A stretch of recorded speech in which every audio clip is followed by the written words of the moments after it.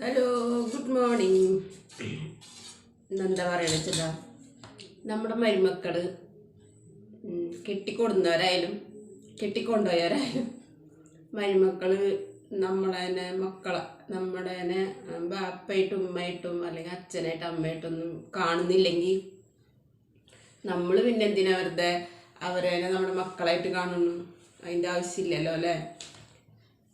ചിലവരില്ലേ പെൺകുട്ടികളെ കെട്ടിക്കൊണ്ടായാൽ അവർ ചിലപ്പോൾ മരുമക്കൾ പെൺകുട്ടികളെ കെട്ടിയിട്ടുണ്ടെങ്കിൽ പെൺകുട്ടികളെ നോക്കിയാൽ പോരെ, മക്കൾക്ക് ഉണ്ടായ മക്കളെ പെണ്ണിനെയും മക്കളെ നോക്കിയാൽ പോരെ.